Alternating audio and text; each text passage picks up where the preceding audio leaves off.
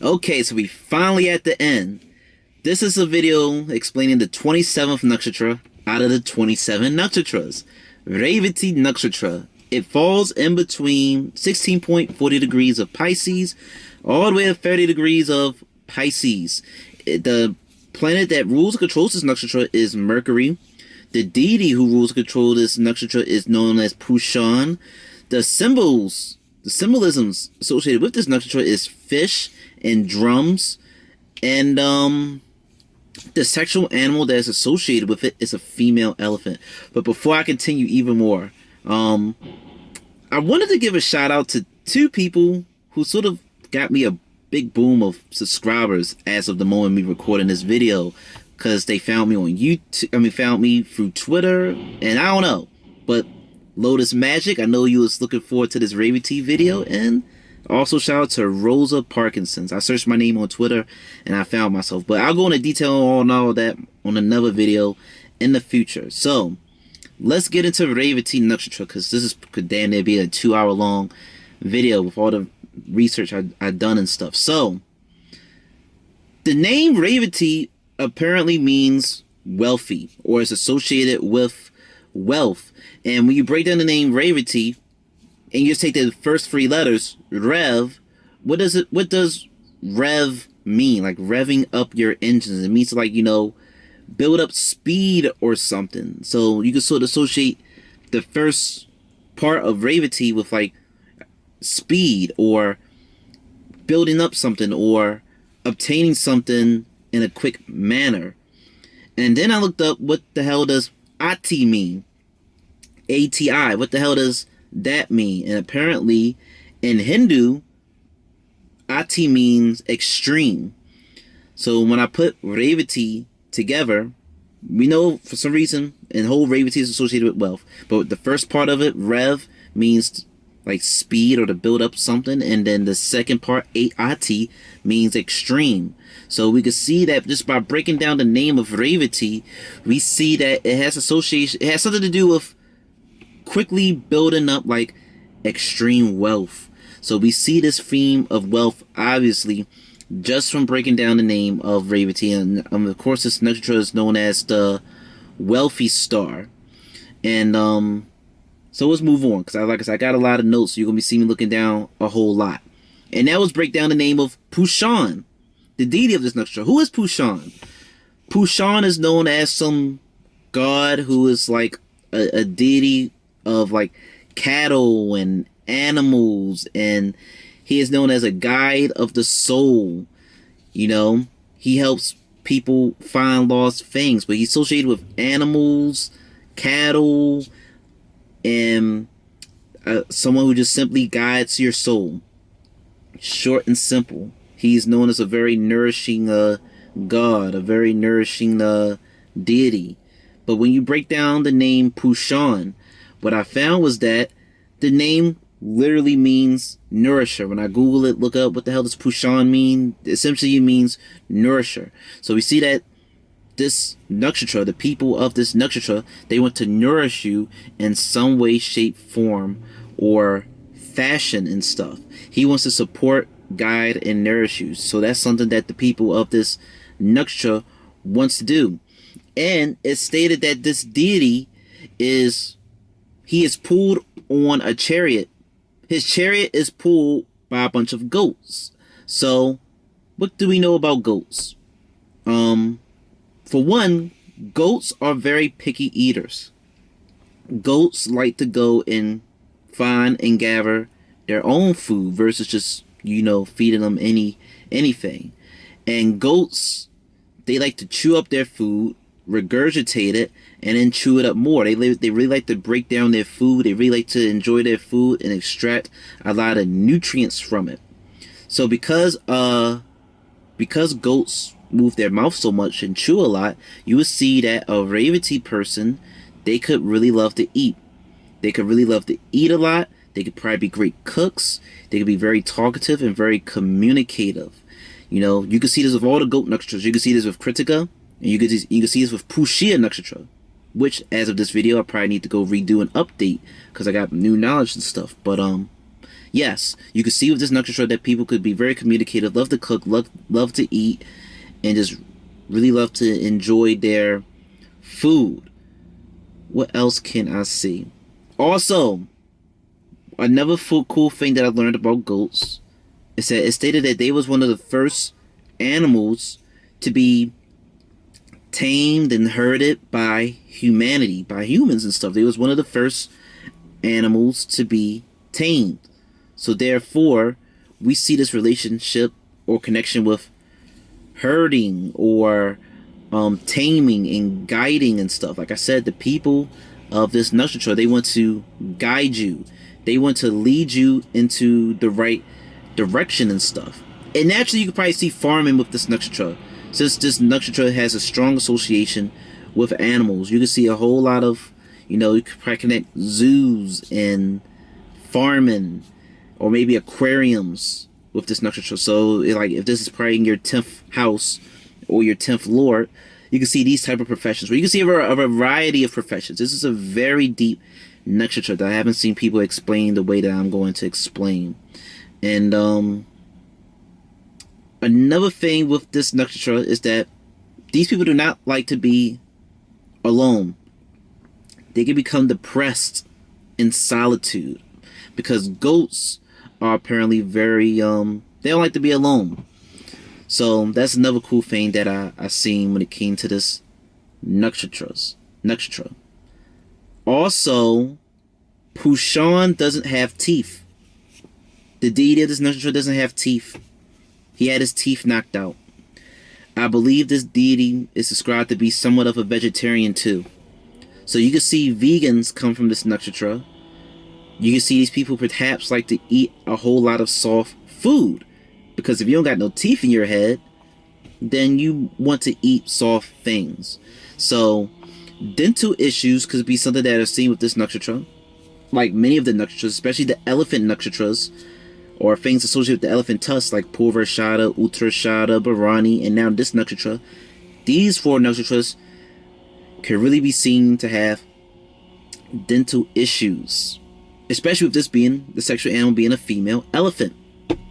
You can connect the elephant with Ganesha, but we'll get there in a moment. But how did Pushan lose his teeth? Well, if you paid attention to my Ardra video or my Purva Falguni video, you have heard me talk about the Daksha's Yagna, but I'll explain it again.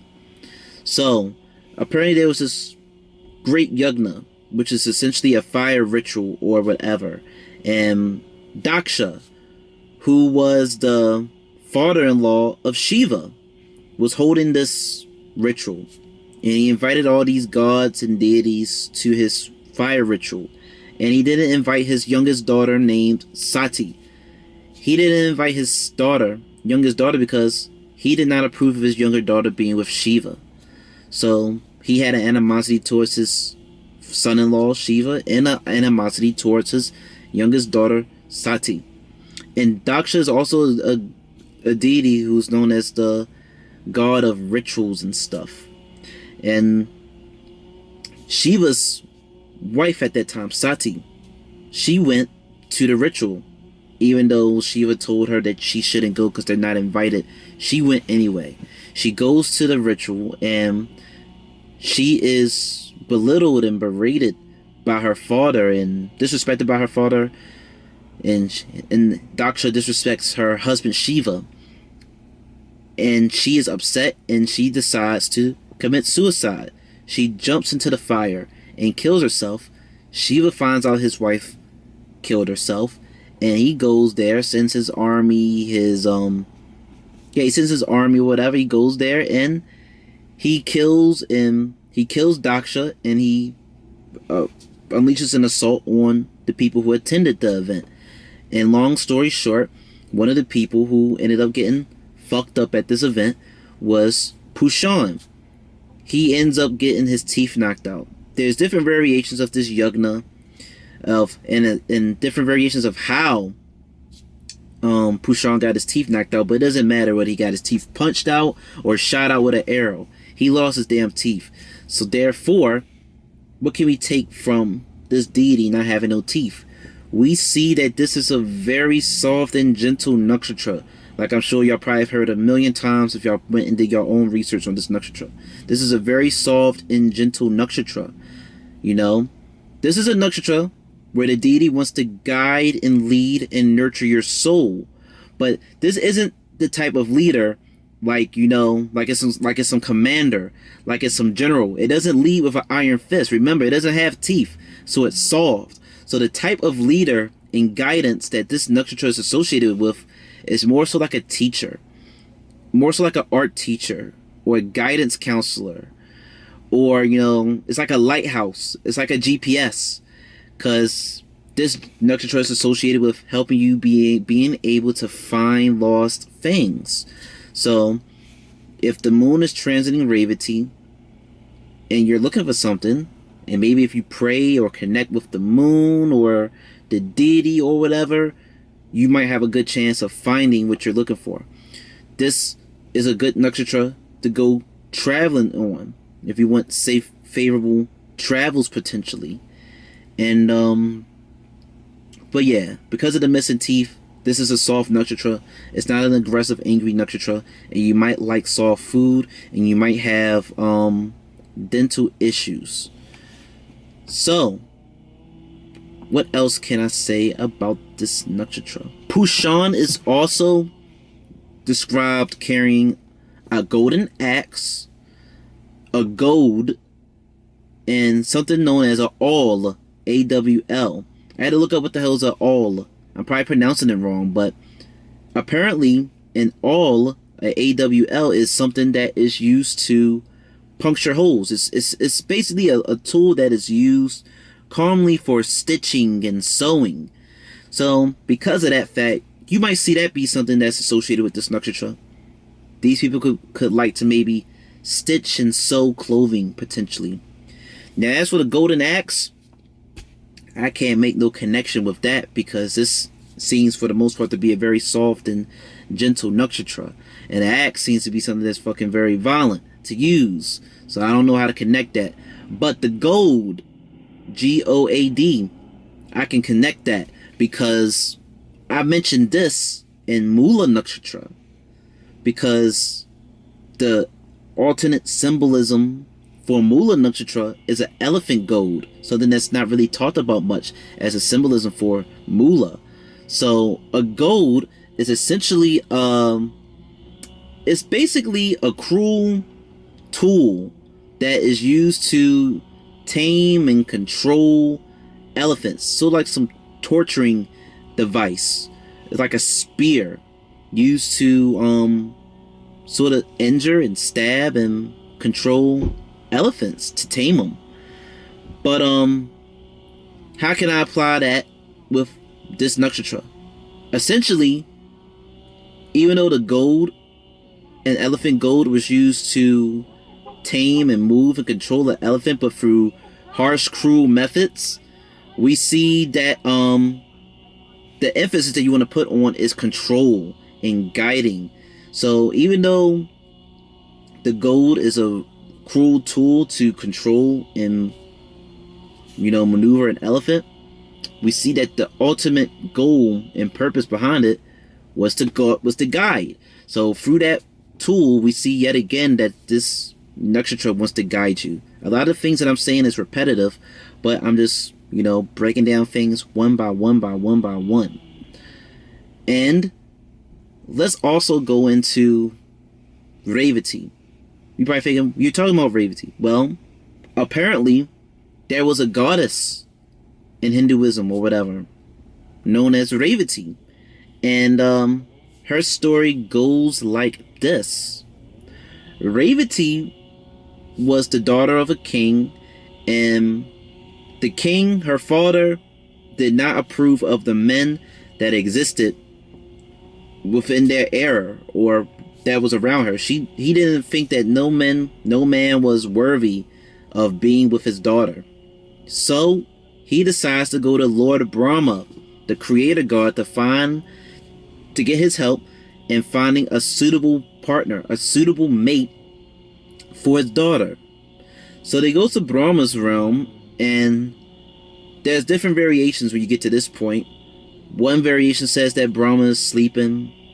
Another variation on the internet says that he was in the middle of watching like some classical musical theater play or whatever. But regardless, the little bit of brief time that they spent in his world, time flowed differently. It stated that 27 yugas have passed in the little bit of time that they have spent in Brahma's lok, Brahma's realm. So what the hell is yugas? If y'all don't know what yugas are. Yugas is basically, you know, time periods, eras in a Hindu calendar, in a Hindu timing system, you know. I don't know all the yugas off the top of my head because I might be missing one, but you know, they got like a Satyug, a Treta Yug. They have a Kal Yug, which we're supposed to be in currently right now. But like I said, I don't remember all the yugas off the top of my head, but yugas are essentially, you know, eras and time periods. And in these time periods, you'll experience different things according to Hindu culture and stuff. But essentially, so many time periods have passed in their brief amount of time that they spent in this other dimension. So anyone that was worthy of being with the king's daughter, they have long since died and gone and passed. So they find out that they are about to enter another yug. They're about to enter a 28th yug soon. And in this time period that they'll be entering once they leave Brahma's realm, they said that there's really only two people who are available, or who are worthy enough to be with the daughter Revati, and one of them are already taken. Those two people was Krishna, who is the 8th major incarnation of Vishnu, and then you have Balaram, or Balarama, whichever two ways you want to pronounce it, who was the brother, the older brother, I believe, of Krishna. And Balarama is stated to be the incarnation of Vishnu's mount, of Vishnu's serpent, known as Adisesha, Seshnag, whatever you want to call it. This huge, massive Naga, who, in Nagas, to refresh our mind, are these like these serpents, these deified serpents. And it's stated that Sesha is a bed for Vishnu, while his wife Lakshmi is rubbing and massaging his feet. They lay like the bottom of some celestial ocean. And it's stated that when Sesha retracts his coils, the universe expands. When he retracts them, the universe shrinks and gets destroyed. And that it states that he supports all the planets, or at least he supports Earth on the many hoods that he have, because this is a serpent, this is a snake that has thousands of heads adorned with crowns on them. And it's stated that Sesha, he reincarnates with Vishnu so that he can continue to serve him and accompany him through his many incarnations. And it's stated that it is Sesha, when he reincarnates with Vishnu, he chooses to die first, so that when Vishnu decides to leave his incarnation, that, you know, Sesha, he'll be ready to be serving him already when Vishnu decides to discard his incarnation, his human whatever incarnation. And serpents are very, you know, have very divine occultic associations with them, which I have gone over numerous times through previous nakshatras of me talking about snakes and stuff. Snakes are associated with treasure, and they're associated with treasure and stuff, and just valuable stuff. Like, for example, at least from my understanding snakes through looking at a plethora of nakshatra videos on YouTube and reading books, nagas and serpents and snakes and dragons, they all sort of synonymous with one another. So one of my favorite examples that I've used in all my damn videos is, like, think of Spyro the Purple Dragon, that video game with the purple dragon. And basically throughout the trilogy, the classic PlayStation 1 trilogy, he's either capturing, you know, magical eggs or gems and freeing people who are turned into stone, but whatever. He in the trilogy, he's going after gems and eggs. And if you're familiar with the anime Naruto, you got Orochimaru, the snake-like villain who wants to keep himself immortal. He wants to stay immortal. He wants to stay young, and he wants to uncover and learn all of these secret techniques, which are all these sacred arts known as jutsus. When you look at maybe classic fairy tale princess trapped in a castle type stories like Shrek, even though, you know, Shrek is like a spoof of like some Cinderella shit, you know. But the first Shrek movie, Princess Fiona, was in the tallest room in the tallest castle and guarded by a fire-breathing dragon. The dragon was guarding something valuable, a princess. So we see through movies, we see through animes, we see through video games, maybe even religion, that snakes are associated with occultic divine treasure and wealth. And with Revati, who's also the name of this nakshatra, and who's also a goddess, a princess, she was married to an incarnation of a great naga, of a great serpent, who can be synonymous of all those things I just stated. So we see that she was married to a divine figure. But let me finish the story. Anyway, so once Lord Brahma pointed out that, hey, Balaram, this guy in this yuga that you're about to enter, he'll be suitable for your wife. I mean, for your daughter. They go there, and apparently she is stated to be taller than her husband, taller than Balaram, because the yuga, the era on Earth that she came from, people were just naturally taller. In this era that they entered, people were just naturally smaller. So it's stated that Balaram ended up, through magical whatever means or methods, he ended up shrinking her. He ended up making her smaller, shorter than him, you know, to have that proper, you know, dynamic of the man being taller and bigger than the wife. So what can we take from this little story? Things you could take from that story is that you see that for a Revati person, their spouse could be taller than them.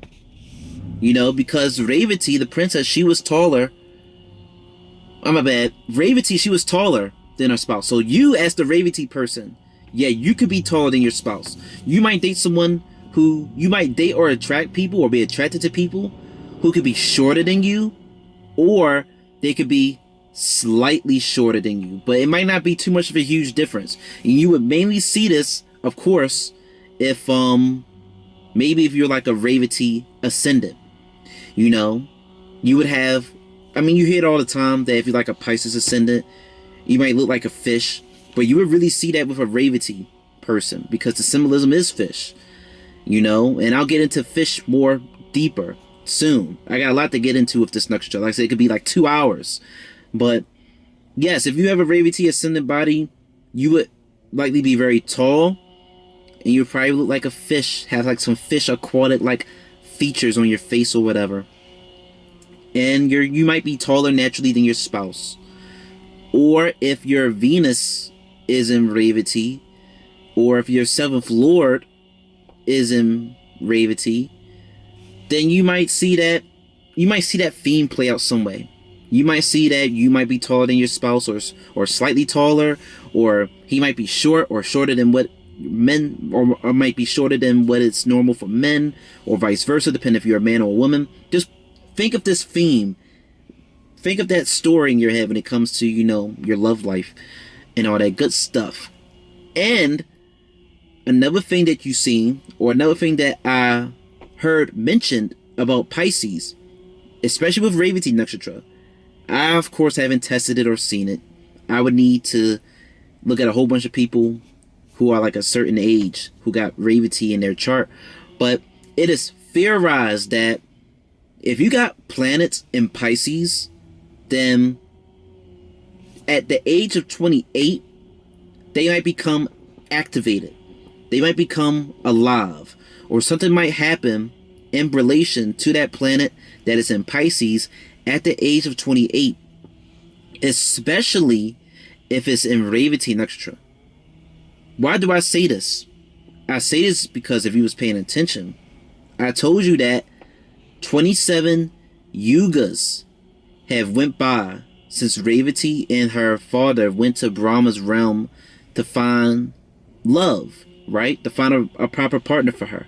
But it was on their 28th yuga, because they was transitioned from 27th to a 28th. It was on the 28th yuga that she found Balaram. So we could see, if we was to try to make this story practical, that on the 28th year for a Revati person, something would happen to that planet that is in Revati. So if it's the 10th lord, maybe something career-wise might happen. If it's the 7th lord, maybe a romantic interest might come in. If it's a 6th, 8th, whatever the relationship, the significance of that house means, something might happen at the age of 28. Like I said, I can't confirm this. It's just something that I heard, but it's something cool to check out if you have planets that are in Revati and you're 28 or you're approaching 28. See if something in particular happened to that planet at that age of 28 that didn't really happen prior to 28. And yeah, from what I've read or from what I've heard, people just sort of apply that 28 theme to Pisces in general, but you can really strongly apply it to Revati nakshatra. And because of this story of Revati, you see that there is sort of like a theme of time when it comes to Revati nakshatra. There's sort of like a distortion of time when it comes to Revati. Time sort of moves weird and funny in Revati nakshatra, which is funny because if you look at the Bharani nakshatra video, whose sexual animal is a male elephant, there's a huge theme of time with Bharani nakshatra. So now it sort of makes sense that with the female elephant nakshatra, you see a relationship with time also. So with Revati, you can see planets maybe experience some type of delay when it comes to Revati nakshatra. But you could probably say that for Pisces in general, but especially Revati. You could experience some type of delay. Or for people who might have their sun, moon, and ascendant in Revati, their perception of the world, their perception of time is different. Things just move differently. They're just in their own world. Because like I told you, Revati and her father, they went to Brahma's realm and they wasn't aware that time moved differently. Time moved very quickly in his realm. You know, a small amount of time in his realm was a great amount of time in the human realm, in Earth. So, you know, and she went on a huge journey to find love. So naturally, if your 7th lord is in Revati, or if your Venus is in Revati, you can naturally say that there could be a delay in you finding love until at least the age of 28. There could be a delay in you finding that right partner. And we can see that if you got your Venus or your 7th lord in this nakshatra, then there might be a theme in you seeking counsel and advice from someone who is wiser and older and intelligent, like this Lord Brahma deity, in regards to finding love. Or you might find that your father or father figure might not approve of the people that you date if you have Revati and Venus or 7th lord. And maybe your partner would have to probably be someone who's very exceptional, or maybe have to impress your father or father-like figure to win him over, potentially, if you got your 7th lord or Venus in Revati nakshatra. But because of that delay, because they went on this huge journey to find love, because they went to another realm where so much time has passed, where time was just warped and different, we just see a natural sort of distortion of time. We just see in some type of delay when you have maybe a planet in Pisces, but in particularly Revati nakshatra. You can just naturally see some type of delay. I'm trying to see what else I could say about this nakshatra in that story, but I think that's all I got to say about Revati when it comes to that story. So when you look at my notes, make sure I'm not forgetting nothing else. Now, I took notes in regards to what did this nakshatra teach me. And I give credit to what I'm about to say to the astrologer known as Victor Carr, who I mention every now and then on YouTube. You know, I got this from one of his nakshatra books when it came to looking up and learning about Revati nakshatra. And essentially, what this nakshatra taught me is that, you know, it's a person or a teacher or a cow can't show or produce anything that it doesn't have. And that a student or a cow's calf or whatever, the offspring is only as good as the parent. The student is only as good as the teacher. The child is only as good as the parent, if I didn't say that already. And if the child isn't well nourished, if the food, if the animal or if the cow isn't well nourished, then the food that it produces, the things that it produce, won't be nourished either. It'll be of low quality. It'll be malnourished. And if you are producing things that are of low quality, then the person, child, the offspring of the cow, whatever, will become a hindrance to itself and to the world around it. And let me explain that. I kept looking at my notes because I wanted to get exactly what the hell I said, so I wouldn't be stumbling over my words. So there's an association with this nakshatra with cows, because when you break down the Shakti of this nakshatra, it's known, the name of the Shakti is called, and I'm gonna butcher up this word, I know I am, Kishara Dayapani Shakti, which means to nourish, protect, and foster. And the first phrase of that word, Kishira apparently means milk. Where the hell does milk come from? Milk comes from a cow. And what is another nakshatra that's associated with cows and milk? Aside from Uttarabhadrapada, the main one that I'm going to is Pushya nakshatra, whose symbolism is a cow's udder. Except they're nourishing you with knowledge and wisdom. That's what Pushya is about. But, you know, this deity, Pushan, he's associated with cattle, and this can be also connected with cows. And the Shakti of this nakshatra has the word Kashira in it, which means milk. And this is a deity in a nakshatra that's known to be very nourishing. A cow is very nourishing. A cow is very giving. We take from the cow all the time.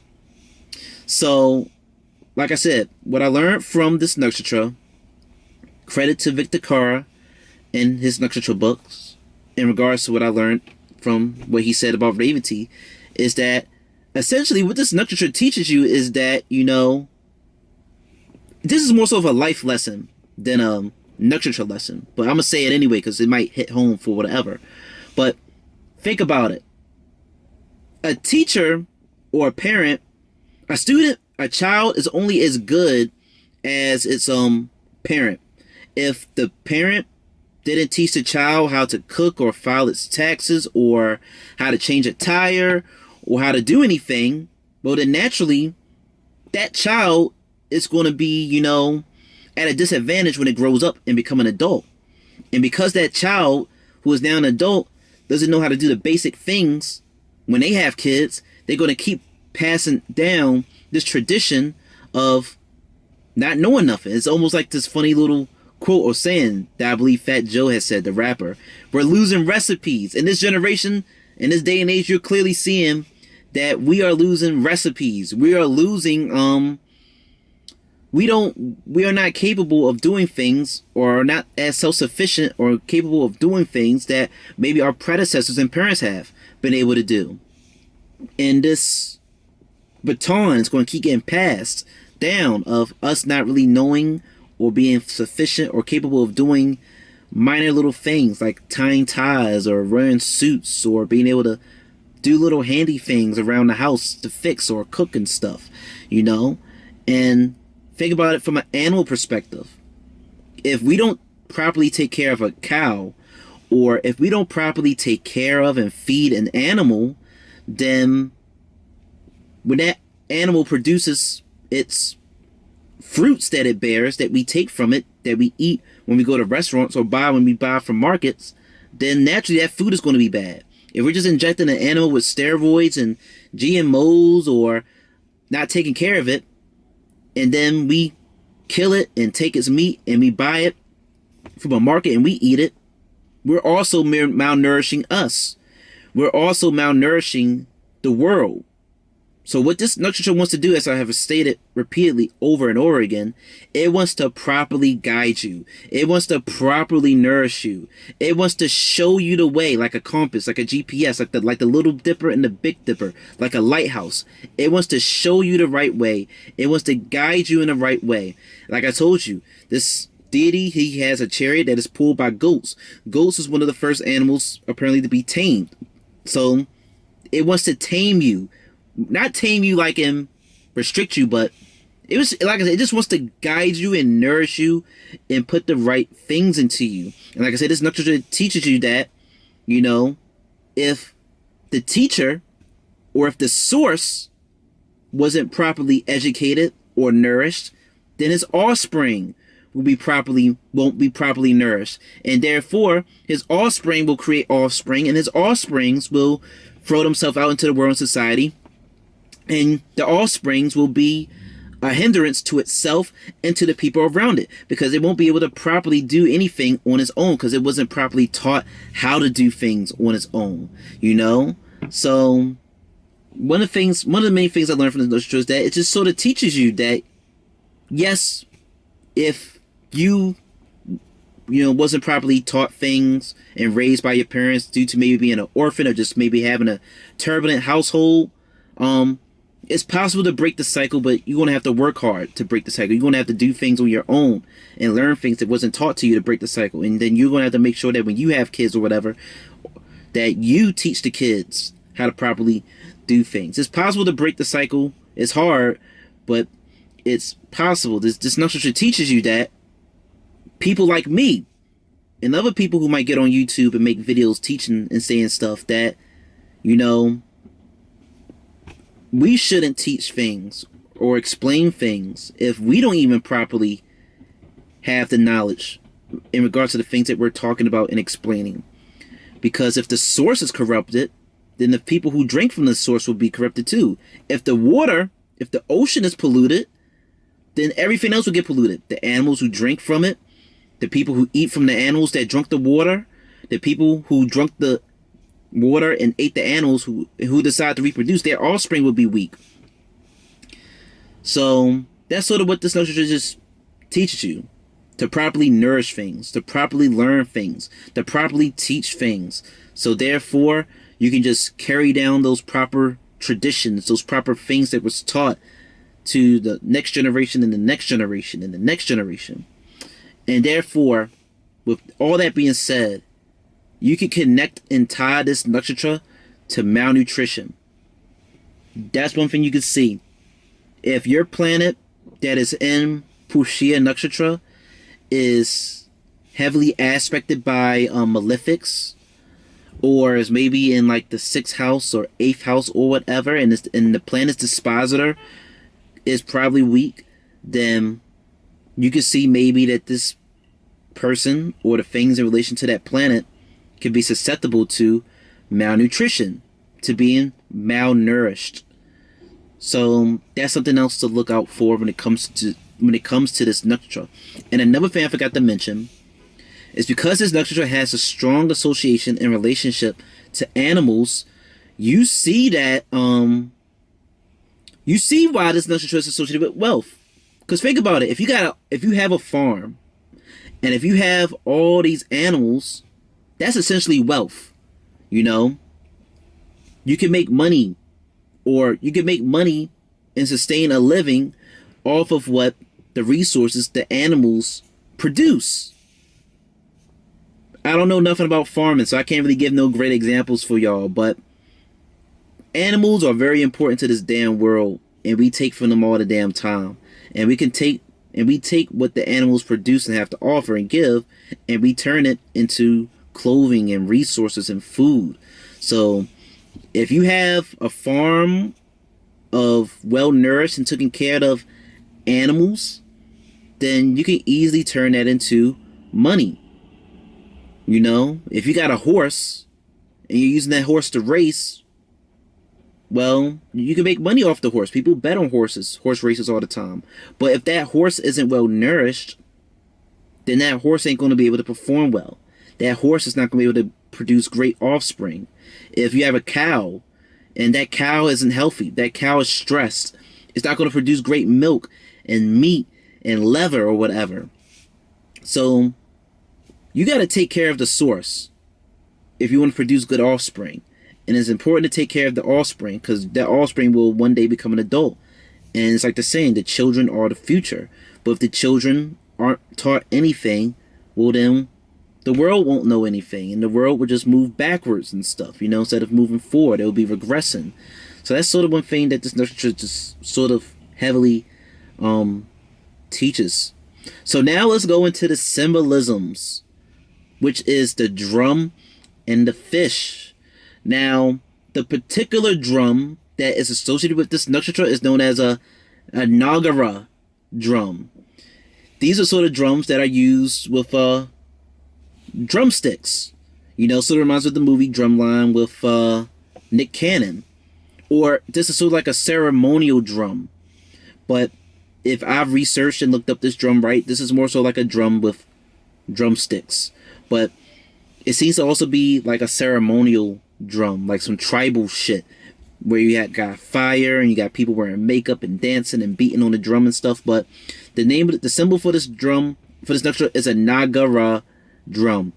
These are drums used for ceremonies, rituals, and weddings.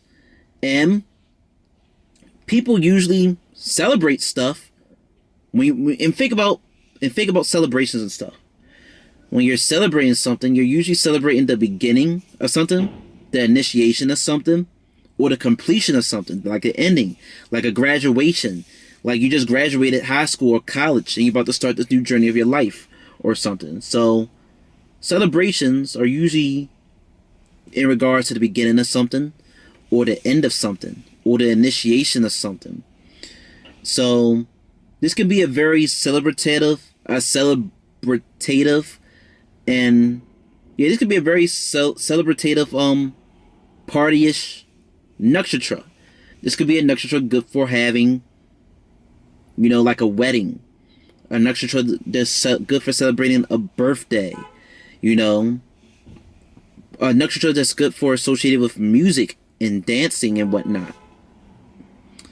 And you can connect this nakshatra to Shiva because Shiva is stated to have his own drum, which I go into detail in the Denista video. But Shiva is also portrayed sometimes having a drum, and he is known to be dancing sometimes, especially in his Nataraj Shiva form. He's depicted dancing. So and also the Trimurti of this nakshatra, the major deity out of the Trinity, whose energy is associated with this nakshatra, is Shiva.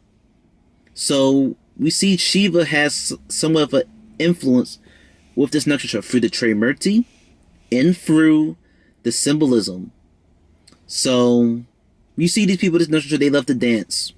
They love to dance, and they love music, and they love animals, and they love water. They love teaching. They love nourishing you and all that good stuff. And they could love rituals. And it makes sense that the people of this nakshatra can love rituals, because think about it. What planet is exalted in Pisces? But especially what planet is specifically exalted the most in this nakshatra? It's a no-brainer. Venus is exalted in Pisces, and Venus is exalted the most in this nakshatra. This nakshatra is the final nakshatra whose motivation is moksha. Moksha is spiritual liberation. You know, moksha is like spiritual enlightenment. And as I stated with the last 3 nakshatra videos, Shataprashas, Purva Bhadrapada, Uttar Bhadrapada, that those nakshatras were the final nakshatras in relation to the motivation that they was assigned to. So because they was the final nakshatras associated to the motivation that they was assigned to, they have already sort of fulfilled the things in relation to that motivation. So while maybe other nakshatras whose motivation was moksha, like this nakshatra, those nakshatras might have been more oriented towards trying to find moksha, trying to find spiritual enlightenment. The people of this nakshatra, they sort of essentially already found moksha, already found spiritual enlightenment, and therefore they want to guide you. They want to guide the lost soul to finding and achieving what they have found. That's sort of like the deeper spiritual essence and meaning and relation of this nakshatra. They want to guide you to the moksha because they have already found it. They already found the spiritual enlightenment and liberation, and they just want to show you where it is. But before I get deep into that, let me stay on track with Venus. So Venus is exalted in this nakshatra. So let's get into a little bit of spiritual Hindu mythological story. So as you might know, if you didn't already know, the deity who is the personification of Shiva, the deity who is the personification of Venus is known as Shukracharya. And Shukracharya, he is blind, or he just has one eye, I believe. And Shukracharya, Venus, he knows the Sanjeevani mantra. He knows Sanjeevani mantra. So Sanjeevani itself is stated to be like some mythological herb, some mythological plant that is stated to be able to heal and cure any ailment damn near and bring people back from near-death events, near-death states. And it's also stated and believed that Shiva, the god of destruction, this god of time, this god of all type of other stuff that I can't remember off the top of my head because I'm trying to retain a lot of information. It states that he is mainly the only god who has the ability to revive people from the dead. So Venus, Shukracharya, he's the advisor of the Asuras. The Asuras are the enemies of the Devas, the gods, the benevolent, quote-unquote benevolent gods or whatever. And he wanted to learn this technique of how to revive the dead. So what did Shukracharya do? He decided to do penance. Penance is a form of self-punishment towards yourself to sort of gain the attention and the respect and the favor of a deity. So he decided to try to do things to gain the attention and respect of Shiva so that he can be granted the knowledge of learning how to revive people from the dead. And it's stated that what Shukracharya did essentially was that he hung himself upside down from a tree, and he had some leaves burning beneath him, and he just survived off of the smoke. I guess he sort of fed himself, or he was able to just survive and maintain his body, I guess, in the place of food off of the smoke that was emitting from the burning leaves that he had beneath him. And he just stayed upside down for God knows how long. I don't know. But after meditating upside down from a tree while smoke is being blown in his goddamn face from burning leaves, he finally gained the attention of Shiva, and Shiva blessed him by teaching him the Sanjeevani mantra, the Sanjeevani technique to be able to revive people from the dead. And so what do you see with this nakshatra, especially knowing that this is where Venus is exalted? We see that people in this nakshatra, they could really love rituals, as I've stated. They could love, maybe traditional, more societal accepted rituals, or they could love occultic rituals. this nakshatra is sort of like can make someone very devoted to connecting with the divine, because Venus is devotion, but when Venus goes into Pisces, it's more so like a divine union versus a romantic union. But we'll get into why Venus in Pisces doesn't mean that you'll just have the best love. But I already sort of explained that in Ultra Vajrapata, but I'll get into it again in more particular with Venus and Revati. But you see that with this nakshatra that these people, like, they could love rituals and they want to connect with the divine. They want to get to the other side. And think about Venus astronomically.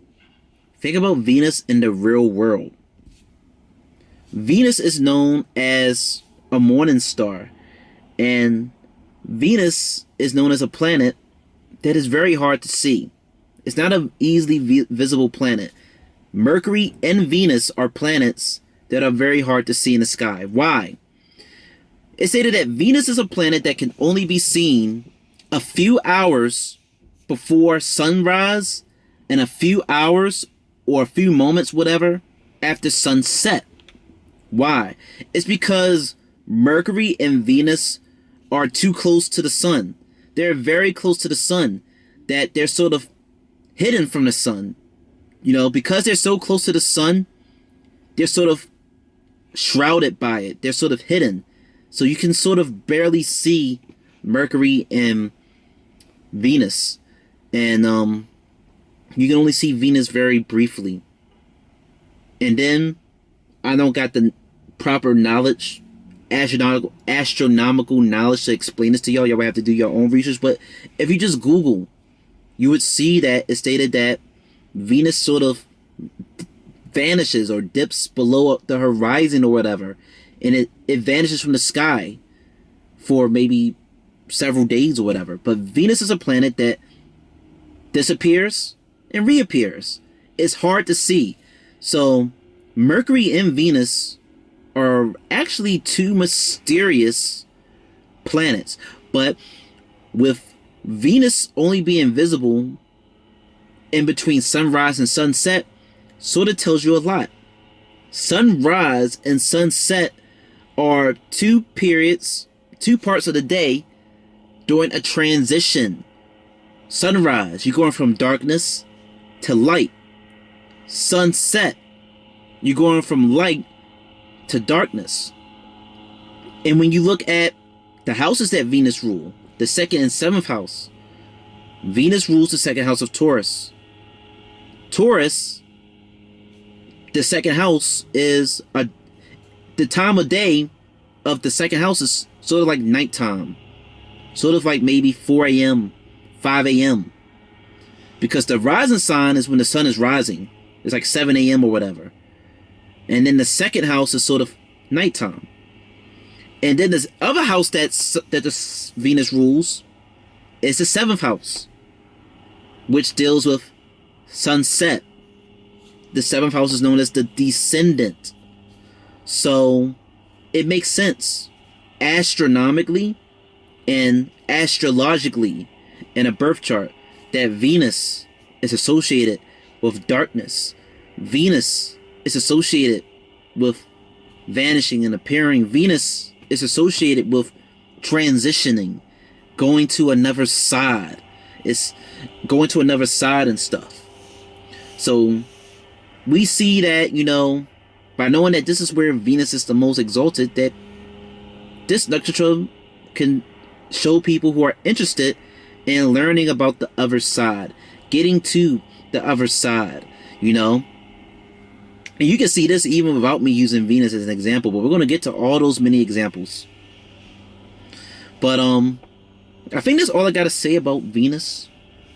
But so I might as well say yet again why Venus in Pisces doesn't automatically mean that you'll have the best love. You can get married and find love with Venus in Pisces, but you see with Venus in Pisces that typically, since this is the last sign, that and this is where Venus feels the most fulfilled, that, you know, Pisces already sort of experienced all the things in relation to the signs that came before it.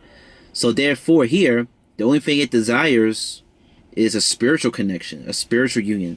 because it's already fulfilled its senses and things in relation to everything else.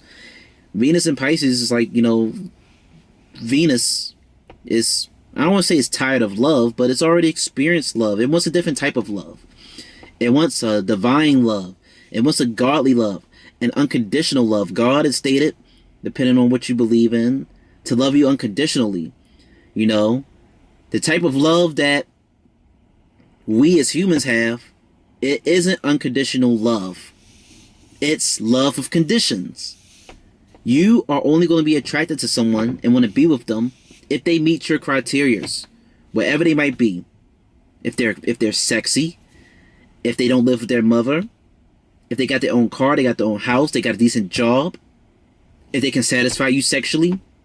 Our love has conditions to it. They have strings attached. You're not going to love someone through anything. You might endure to an extent, or you might be with someone that you might not love. We're crazy as humans, but Venus and Pisces, they sort of want to shed their skin of that regular conventional love, and they'll desire something higher, something spiritual, something divine, something unique. Pisces is that fish, and Revati, symbolism, is the fish, which I'll dive into soon after I'm done on this rant. What do we know about a fish? Fish cannot breathe out of water. So fish needs to stay in its habitat. It needs to stay in the water. When you're in a marriage, when you're in a relationship, you just can't be some free fish.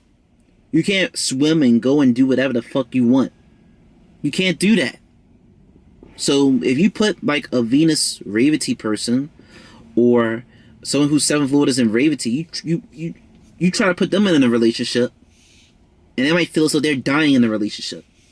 Like, what do you mean I can't hang out with my male friends or my girlfriends? What do you mean I can't go and do this? What do you mean this makes me look like I'm embarrassing you or cheating? I don't know. You might see something like that. Their love might not fit the traditional societal norm. So unless they can find a partner that might be open to maybe an unconventional, unique, free-spirited love, a love that's questionable by the world but understood by them, they might just stay a bachelor.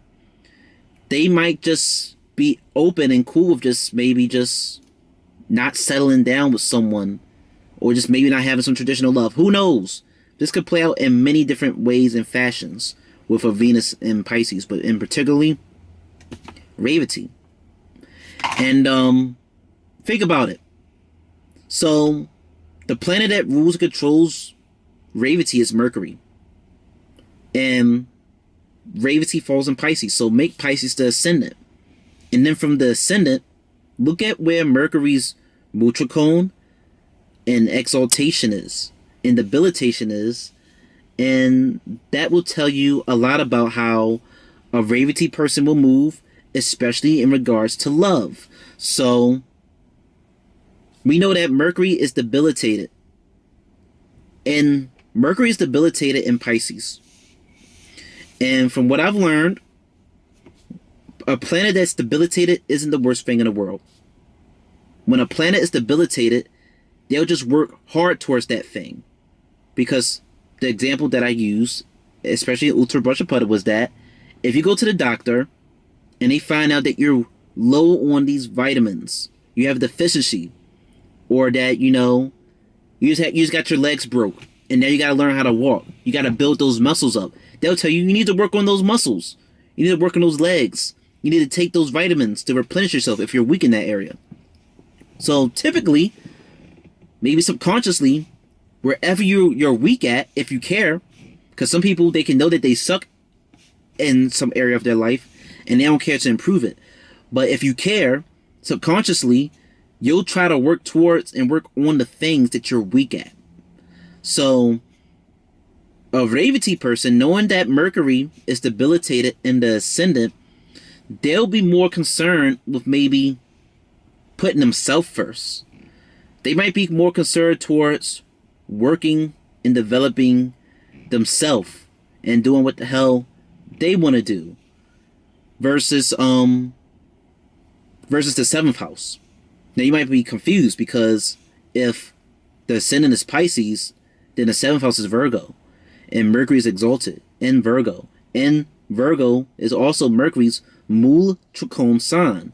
And for the people who don't know, Mul Trikon signs are the signs that planets feel the most comfortable in. It's the signs that illustrate the planets' sign. It's the sign that illustrates the planet's qualities and traits the most. So, from what I've learned and understood, when a planet is in its exaltation in or Mul Trikon sign, the planet might sort of neglect or not really be too focused on the area that is exalted in, because it already knows it's naturally good at those things. So it's not going to give what it's naturally good at too much attention, because it's like, whatever, I can do that with my eyes closed. I don't really care for that. I already know how to do that. What I don't know how to do is where I'm debilitated at. What I really want to work on is where I'm debilitated and weak at. I want to be real nice at that. So for a Revati person, knowing that Mercury is exalted and Mul Trikon is in the seventh house, we could see that for them, they might not really think or care too much about relationships. And then, which I'll get into maybe in a whole nother series after my nakshatras, is that Pisces Ascendant, all of the mutable signs as ascendants are naturally ascendants that are naturally at a disadvantage from a romantic point of view. So Virgo originally rules the sixth house, and even though signs and houses are different, the sign still carries a little bit of that energy, a little bit of the aspect of the house that it originally rules. So the sixth house is known as debts and obstacles and diseases and afflictions and all other types of negative stuff. So when you put Virgo into the seventh house, you bring a little bit of that affliction, you bring a little bit of that pain into the relationship. So naturally, for Pisces Ascendant, you naturally see for them some afflictions in the marriage, in the relationship, natural disadvantages. And like I said, exalted planets, Mul Trikon planets, they might not think or focus too hard on where they're in the area of the life where they're excelled at.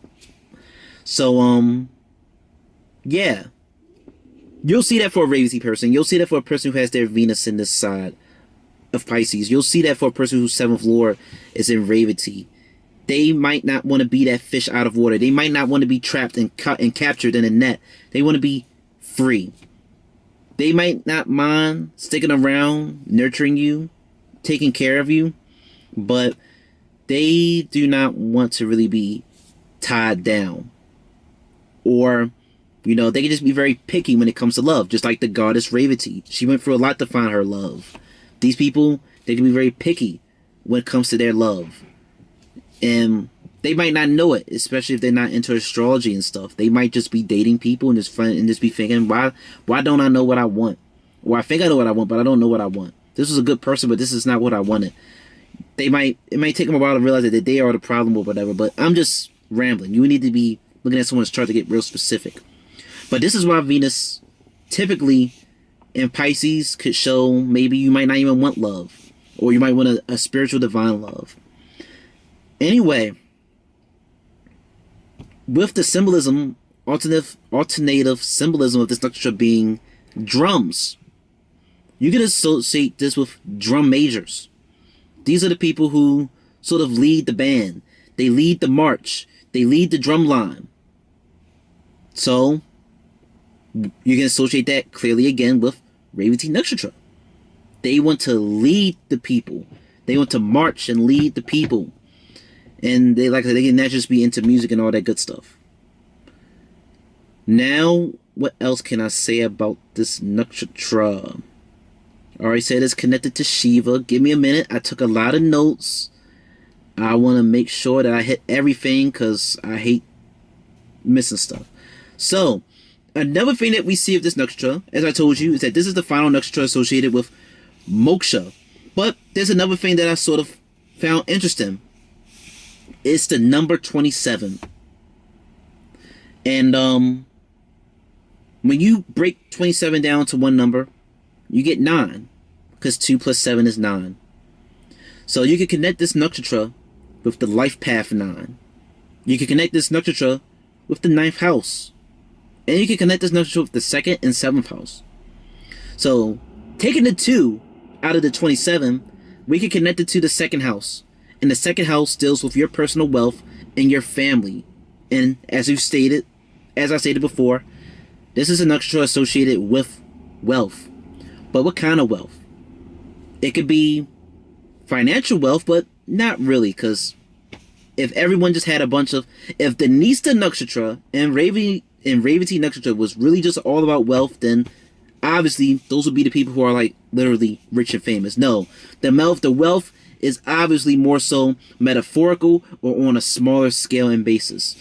But Revati's wealth is a little bit more clearly spiritual and knowledgeable, and wealth and the means of health. But you see that with the 2 of this nakshatra, the 2 out of the 27, and you connect that 2 to the 2nd house, that you can make like some type of connection with wealth. And the 7 goes, obviously you see a connection with the 7th house. And think about it. Who rules the 2nd and the 7th house? Who rules the 2 and the 7? Venus. And I just told you that Venus is exalted in Pisces, and Venus is the most exalted in Revati. And the 7 being associated with the 7th house of relationships, and this the 7 being associated with the 7th house of relationships and marriage and other people and one-on-one business dealings, we can see that maybe the people of this nakshatra, they want to share their wealth of knowledge, they want to share their cattle, share their good stuff, not sexual good stuff, with the world or with their romantic partner, possibly. And then 2 plus 7 is 9. So therefore you get the 9th house. The 9th house is Sagittarius, ruled by Jupiter, and Pisces is ruled by Jupiter also. And what does the 9th house represent? The 9th house represents long distance traveling, teachings of your father, belief systems, and religions, laws. So we can just see that, these people want to take the wealth of their knowledge and share it with other people and teach it and spread it and maybe make it into a religion or start a movement. You just see all of those houses connected. 2, 7, 9. You see sort of both of the gurus. You see all the intellectual planets are sort of connected to this nakshatra. You see Venus is connected to this nakshatra because Venus is exalted in this nakshatra. You see Mercury connected to this nakshatra because Mercury's the planetary ruler, the nakshatra lord of this nakshatra. You see Jupiter connected to this nakshatra because Jupiter is the planet that rules Pisces. So all of these planets that are connected to intelligence can all sort of be connected to this nakshatra. So it shows that these people have a very spiritual they have a wealth of spiritual knowledge. And another thing with this nakshatra, like I told you, since Mercury rules and controls this nakshatra, even though Mercury is debilitated in Pisces, when Mercury is debilitated in Pisces, it's like the logical intelligence of the planet is distorted. Pisces is a little bit more spiritual. The 12th house is a little bit more spiritual and otherworldly. So now you are making Mercury trying to make sense of things that can't be seen and perceived by the normal senses, by the normal eyes.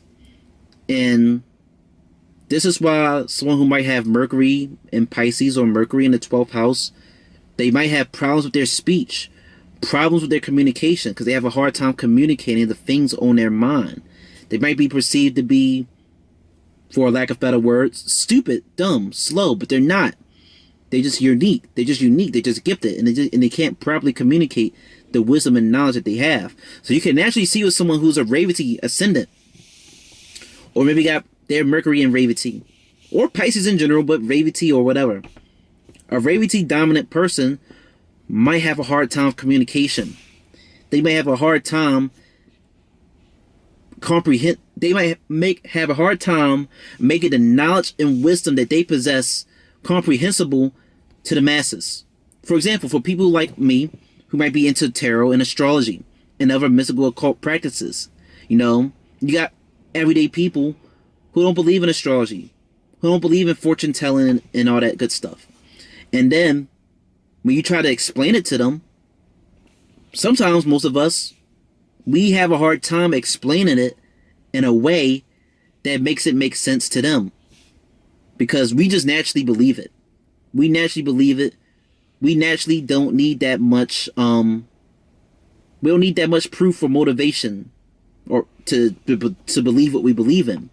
But the average Joe, they'd be like, damn, if you're a fortune teller, if you're into astrology, then you should have foreseen all these bad things that happen to you. You should be able to know the lottery. You should be able to know everything. That's their ignorance. But it could sort of get very frustrating trying to combat people whose ignorant perception of what we do is not how they really perceive it and stuff. But I don't know. So, like, for example, someone like me, if I was to go tell someone that I'm into this stuff, they'd probably look at me like I'm crazy. Or they would probably doubt how deep this is. Or they would keep questioning it and questioning it and questioning it. And because I wouldn't be able to explain every little thing and show them proof of every little thing, they'll say that, well, then what you got to say is valid. Then what you got to say is invalid. And you're stupid for following what you follow. But to other people who are more open-minded, who believe what you believe in, who are not so quick to overtalk you and crush you, they're like, damn, you're real intelligent. Or there's something special about you, There's more to you than what meets the eye. That's sort of like a Mercury and Pisces person, or maybe a heavy Revati dominant person. There's more to them than what meets the eye. But they might fail if you try to, put them into your societal norms. They might fail if you try to put them into like some formative grading system. If you try to put them to school, you might think they're dumb, but they're not dumb. They just got to do things at their own time, at their own pace. Their intelligence can't really be seen and calculated on a mathematical pen and paper type of way. So like I said, with a Revati person, you might see that they have a hard time communicating their knowledge. Their knowledge isn't able to easily be explained like most spiritual religious figures. Their knowledge and wisdom is hard to be comprehended by the people who are so used to stuff that they see with their hands and their senses. What else do I have to say? Also, the association with 9, because I told you that 2 plus 7 equals 9. This is the 27th nakshatra. Is that life path 9 people. I didn't really do too much research, and this is a damn shame because I'm a life path 9 also. But I sort of numerology sort of just exited my brain when I learned astrology. But life path 9s, they are associated with like humanitarians. Very Aquarian type thing. They want to give and be of service to other people. And life path 9s, they're sort of like the accumulation of all the numbers that came before them. They sort of embody a little bit of the traits of all the previous numerical numbers that came before them. If y'all familiar with Naruto, if there's any anime people who watch me, they'll be familiar with Naruto, who possesses the 9-tailed fox. If you finish Naruto, Shippuden and all that good stuff, you know that he sort of possesses all of the previous tailed beasts that came before him. So the life path 9 people, they sort of possess some of the traits of all the previous numbers that came before them. So 9 sort of is symbolic of a completion of a cycle. We Yeah, so 9 can be associated with the end of a cycle or the beginning of a cycle, more so the end of a cycle, completion of a cycle. They're natural humanitarians and they're selfless, and those reflect the traits of this nakshatra perfectly. Now we're moving on to the fish. I'm probably like 70% done with this video. I told you this is going to be a long video. It's probably my longest nakshatra video. Now the fish is the other symbolism associated with this nakshatra. Now the previous 2 nakshatras that was in Pisces was Purva Bhadrapada and Uttar Bhadrapada. But what is the story with those 2 nakshatras again? Purva Bhadrapada, very briefly, it wanted to escape this world. It was not satisfied with the materialism of this world. It didn't bring it pleasure no more. That was a nakshatra whose final motivation was Artha. Artha is the things you do to make money. And there's a strong theme of fire and burning with that nakshatra. So think about a fish in boiling hot water. The fish ain't gonna fucking live and survive in boiling hot water. So, therefore, you know, the Purva Bhadrapada person struggled when it came to being the fish, submerging themselves in water. Oh yeah, let me explain that metaphor before I go through the nakshatras again. Like I said, the symbolism of this nakshatra is fish. The fish can be symbolic of your soul, and the water can be symbolic of maybe the collective consciousness, the source energy, spirituality. The people of Revati nakshatra, they found a way to connect with the source and stay submerged in the source. They found a way to God. They found a way to divinity, and they're able to stay within it. The Purva Bhadrapada person, they struggle to be that fish in water. They get angry about it. They go about it the wrong way. So they have a hard time finding a way to get to the other side, to connect to a divinity, to connect to a higher power. They do extreme harsh methods. The Uttar Bhadrapada person, you know, they're that underwater serpent. They're the serpent, the snake in the water.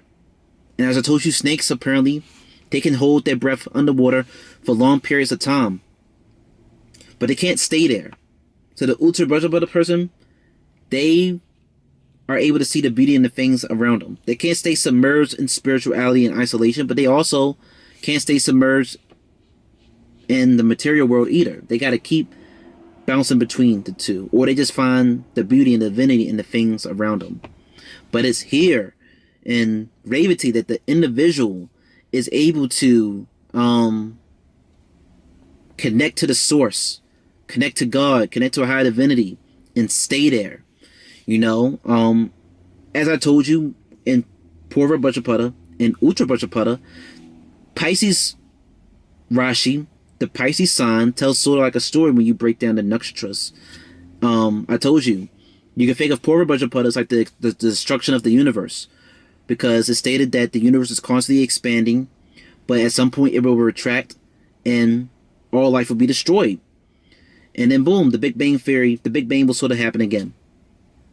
And I told you about Adisesha, how when he retracts his coils, the universe expands. When he retracts them, the universe is destroyed. So, Purva Bhadrapada represents the destruction. It represents the retracting of the, it represents the, you know, the retracting or whatever of the coils. The destruction. So, Uttar Bhadrapada is the aftermath of the destruction. It's the ether. It's the zeroness. It's the space. And Revati, in my opinion, represents what happened to the souls. What happened to the life? What happened to the life form that disappeared after they got destroyed, after their physical bodies were destroyed? Well, Revati nakshatra sort of symbolizes that fish, that soul, going back to their source, going back to the water, going back to the ocean, going back to the celestial cosmic source. You know, it's almost like, you know, people threaten you saying, I'm going to send you to your maker or whatever. But the Revati person, they're able to connect to their maker. They're able to connect to the source energy.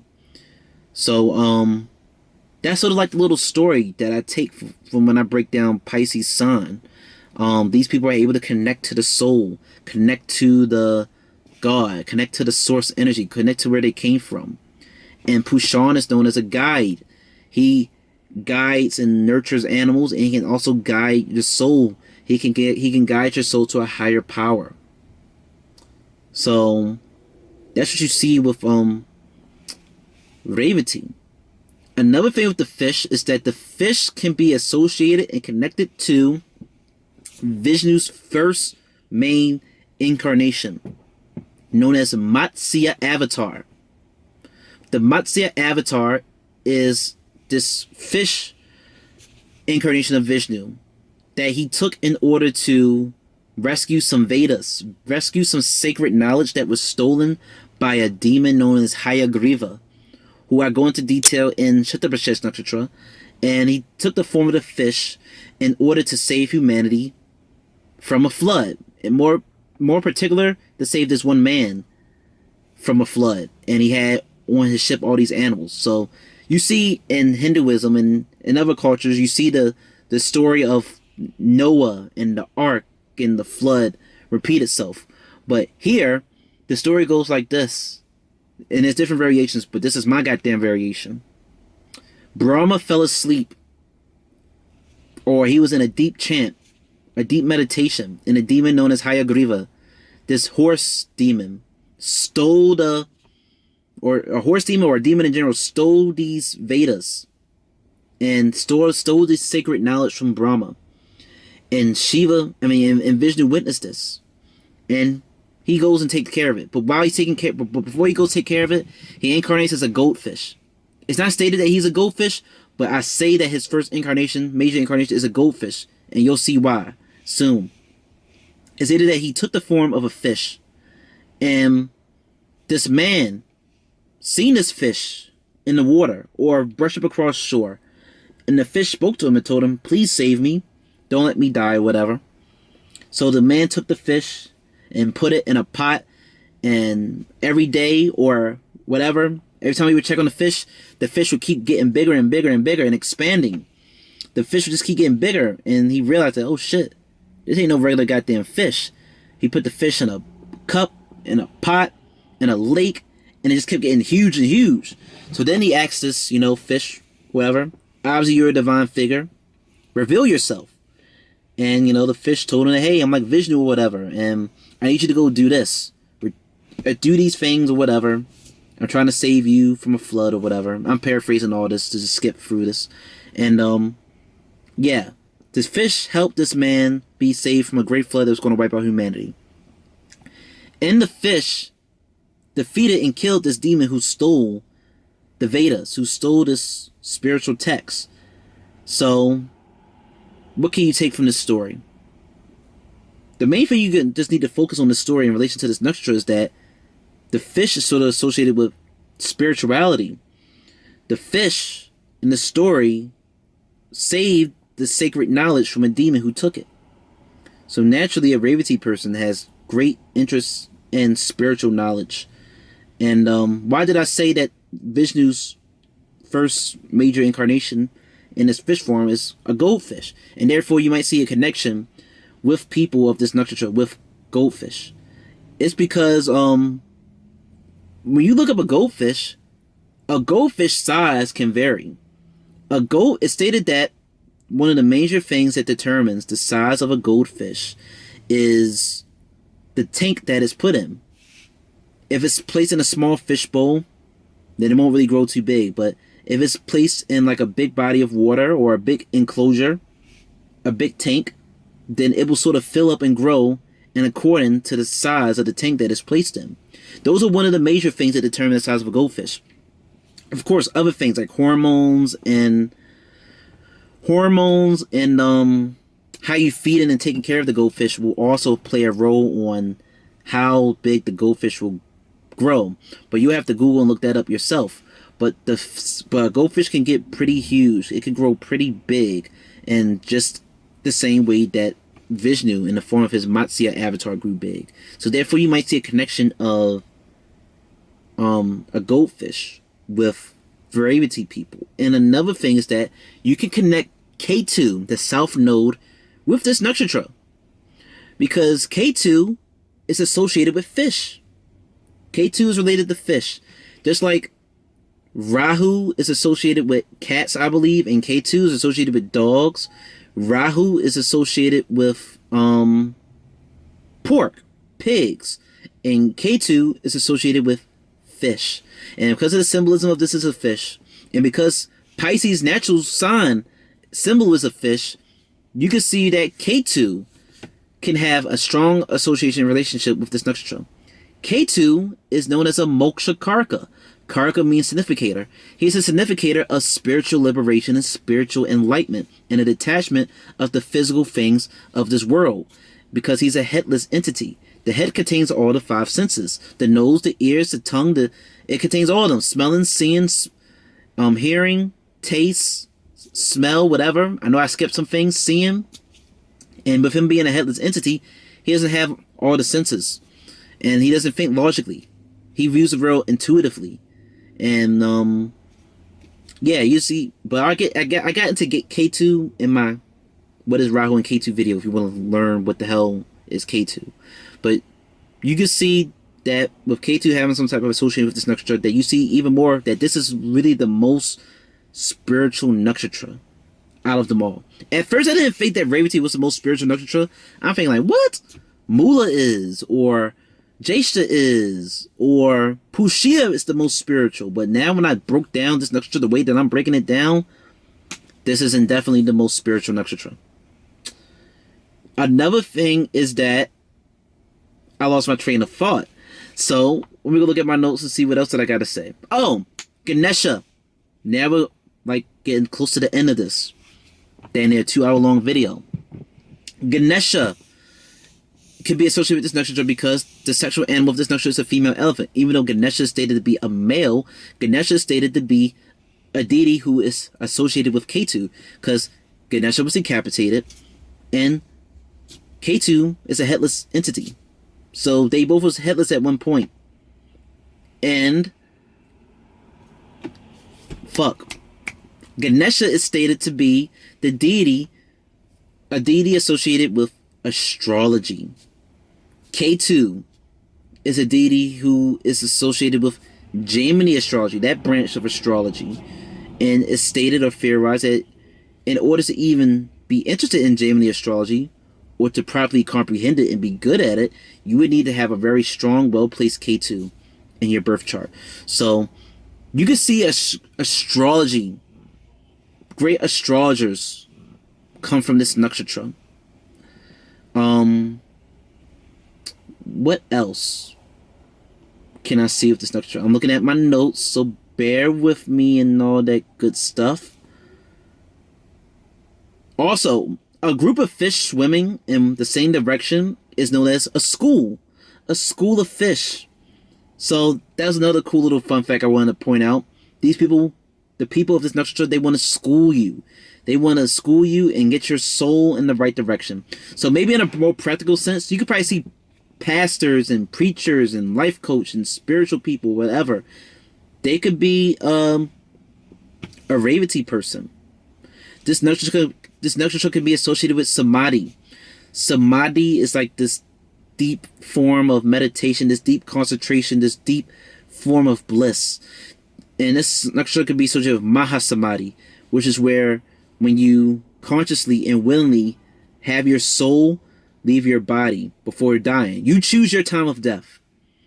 And people who have sort of done this is, if you read the book Autobiography of a Yogi, the author of it, the story that is about is Yogananda.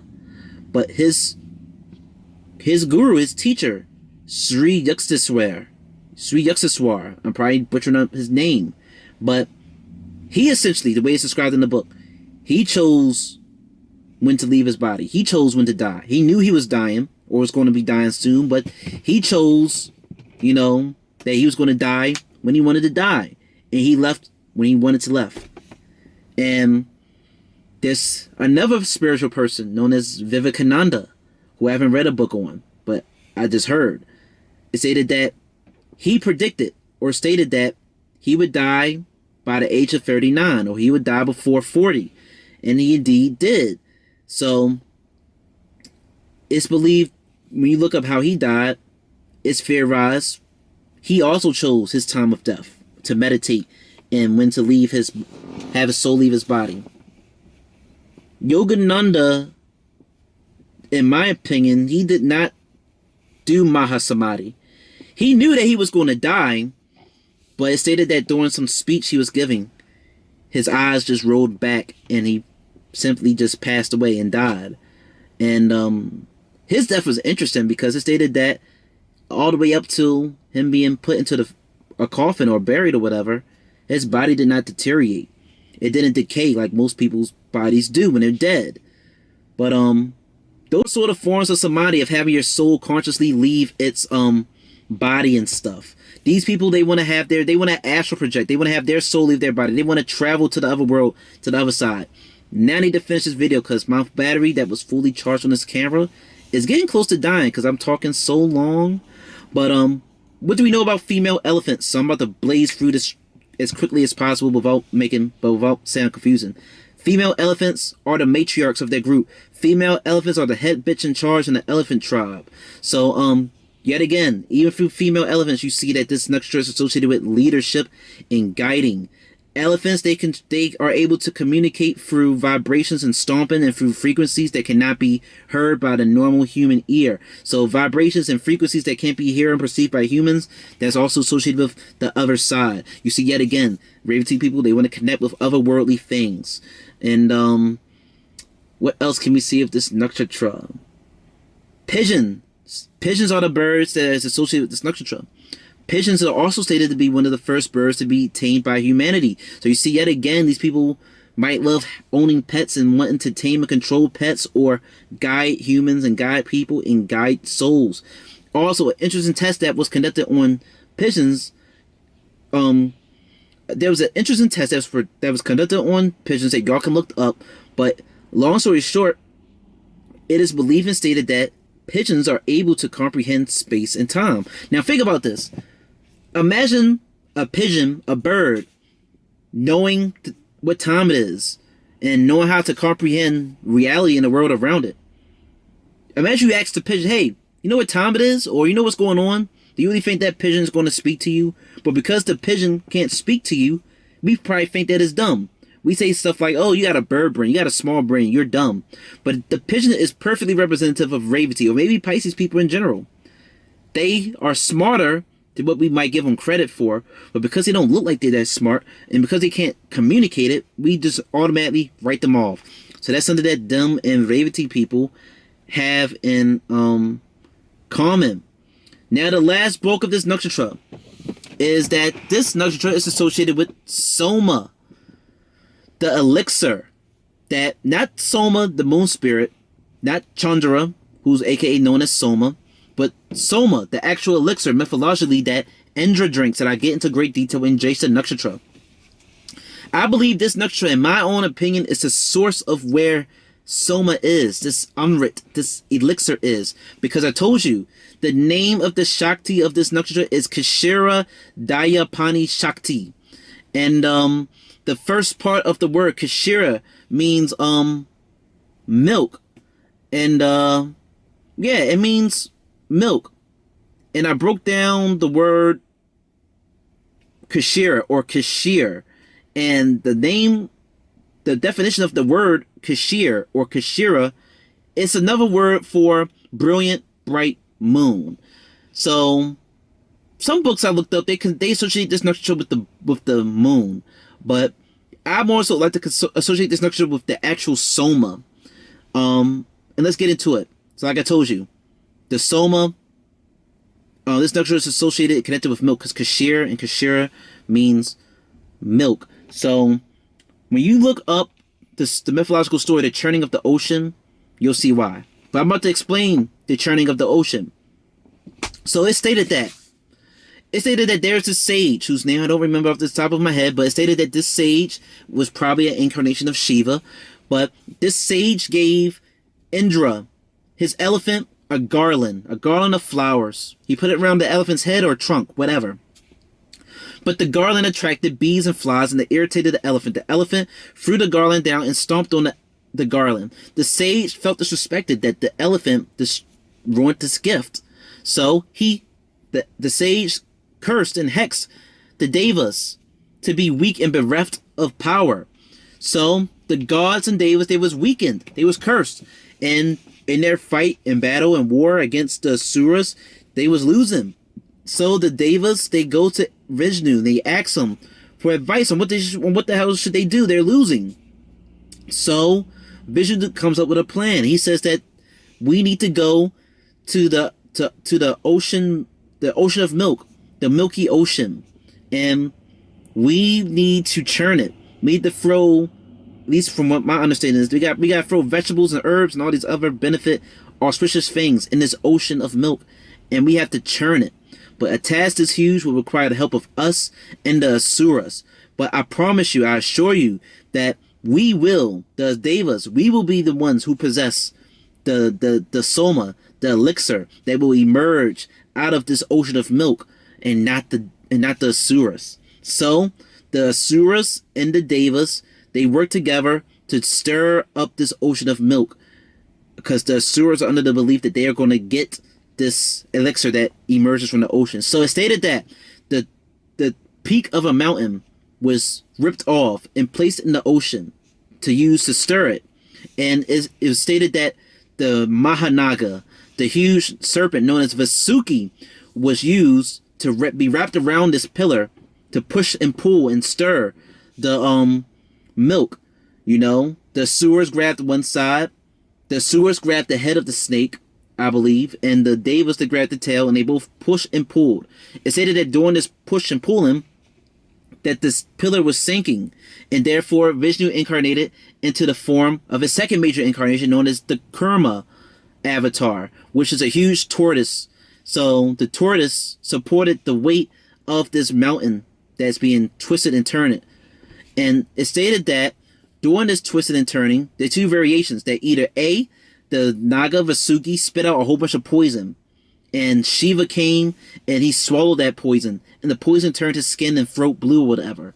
And another variation is that the Naga Vasuki didn't spit out poison, that the poison came from the ocean. But regardless, Shiva drunk the poison, because this poison had the ability to ruin what they were working on and to destroy the earth. So Shiva selflessly drunk the poison, and his wife held the poison in his throat so that it wouldn't harm and kill him. And then his Shiva's animal, his guard, his mount, Nandi the bull, came and licked and drunk some of the poison too that was about to fall and hit earth or whatever. But it stated that his wife Parvati held his throat to keep the poison from spreading. Then eventually Vasuki ends up wrapping himself around Shiva's neck to maintain the poison from being in his throat, to maintain the poison staying in his throat instead of spreading to his body. And this is why you see Shiva portrayed as having a serpent around his neck. And anyway, eventually things began to emerge from the ocean. A lot of things emerged from the ocean. You have to Google it. A lot of things came out of the ocean. Lakshmi came out of the churning of the ocean. It said that the moon, Chandra, was born out of the churning of this ocean. A lot of tools and weapons and animals came out of this. Like I said, Lakshmi, if I didn't mention it already, Vishnu's wife came from the churning of this ocean. And finally, a deity known as Dana Watari, or whatever, came from the ocean, possessing the soma, possessing the elixir. And a huge war broke out, a huge fight broke out, but long story short, the elixir went to the Devas. And that's the end of the story. But we see that, you know, with this nakshatra having some type of association with milk, and it stated that Vishnu lays at the bottom of an milky ocean, and Revati is married to Balaram, the incarnation of Vishnu's snake that lies at the bottom of the ocean. We could connect this nakshatra to maybe being the source of soma. Pushan can lead you and guide you to this elixir that restored the power and strength of the gods, that helped them gain enlightenment and strength and power.